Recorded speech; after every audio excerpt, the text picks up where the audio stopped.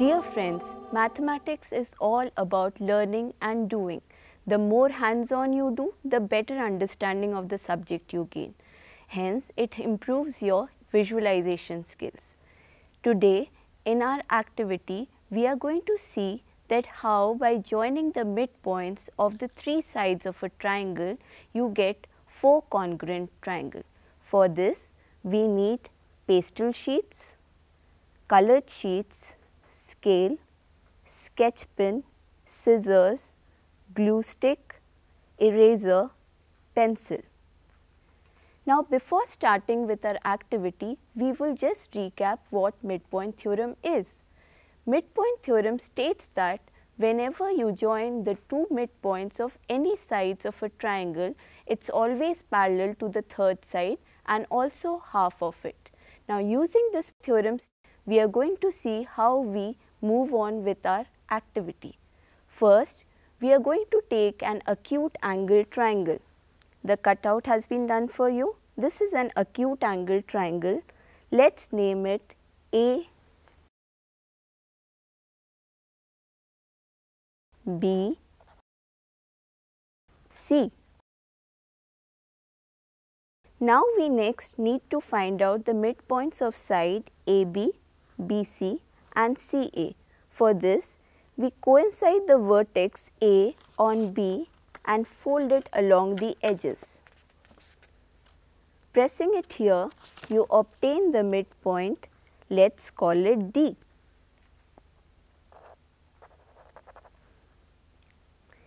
Now, for the side BC, let's coincide the vertex B on top of C and fold it along the edge. Here we obtain the midpoint. Let's call it E. Similarly, let's coincide the vertex A on top of C and press it along the edges to obtain the midpoint F.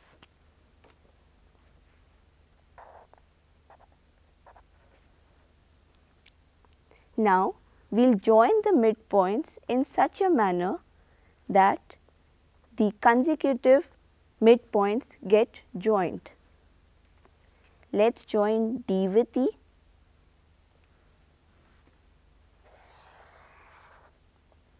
E with F,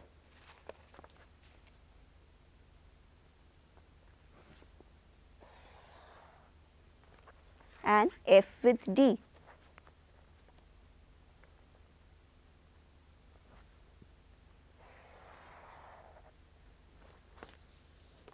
Friends, what do you observe now? Here you can see four triangles ADF, DBE, EFC and triangle DEF. So, here there are four triangles. Now, we obtain the cutout of these triangles. We try placing them on the original triangle to see whether they superimpose on each other or not.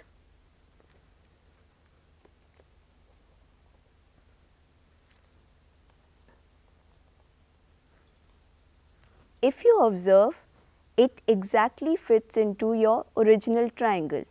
Now, we need to check whether these four triangles are congruent or not. For this, let's take the triangle one by one.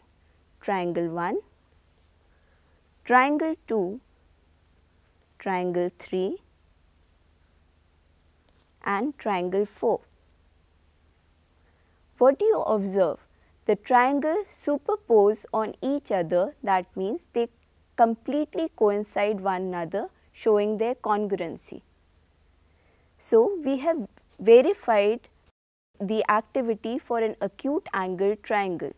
Now, we take the case further to a right angle triangle. The cutout is here ready in front of you. This is a right angle triangle. Let's call it triangle A, B, C. We obtain the midpoints of side AB, BC and CA by paper folding method, again coinciding the vertices AB Let's mark the midpoint as D.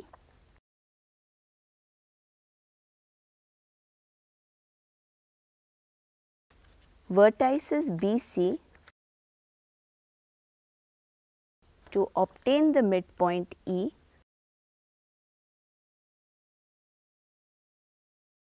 and vertices AC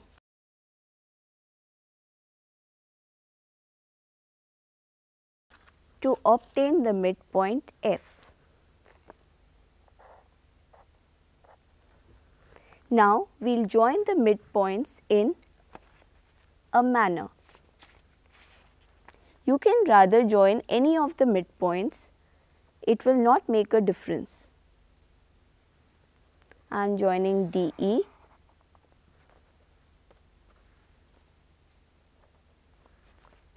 EF,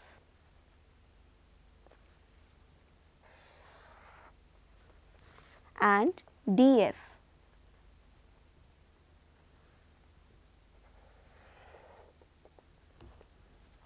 Friends, you can again see that you have obtained 4 triangles ADF, DBE, DEF and FEC.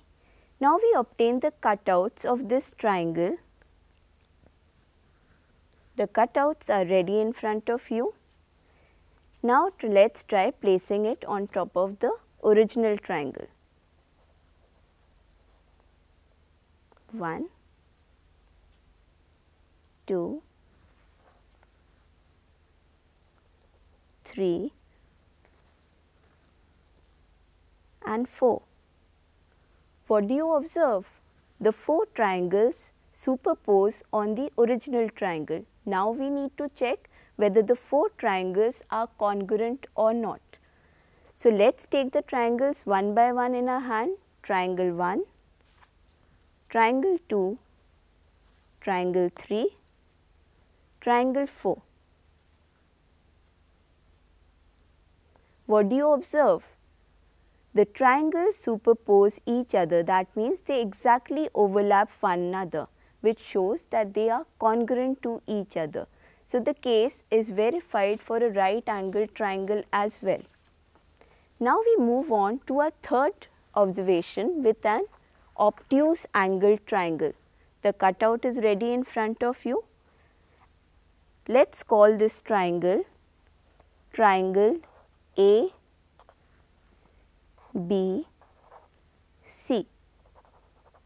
In a similar fashion done before, we have already obtained the midpoints of side AB, which is D, side BC, which is E, and side AC, which is F, and so have we joined the midpoints DF, FE and ED.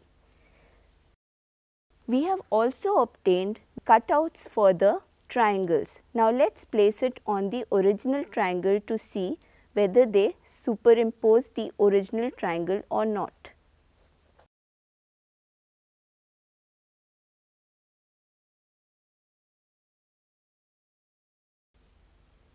What do you observe? The 4 cutouts cover the original triangle completely. Now we again need to check whether the 4 triangles are congruent or not. So let's start picking up the triangles one by one again. Triangle 1, triangle 2, triangle 3, triangle 4. What do you observe? Again we see that the 4 triangles superimpose each other, proving their congruency.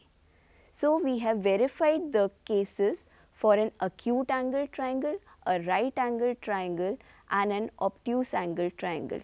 There is an interesting observation which I would like to share with you, that if we take any of the 3 triangles, I am taking the acute angled triangle here, and let's place back the cutouts in order. The 4 triangles are here in front of you. If I try removing any of the 2 triangles, which shape do you observe? Yes, it is a parallelogram, as it is formed by the line joining the midpoints of any 2 sides, and it is also parallel to the third side and also half of it. So it satisfies the property of a parallelogram. Also in a parallelogram, the diagonal divides it into two congruent triangles. So in this shape, if you proceed further, you will see one parallelogram, second parallelogram and a third parallelogram. So in all, we could find 3 parallelograms in one triangle, with the triangle being shared commonly with all the 3. Isn't it an interesting observation? Now, I'll leave you here with a query that if you join the midpoints of the sides of the quadrilateral, you get 4 triangles at its corner. What observation do you make? Are the triangles congruent? Find it out for yourself.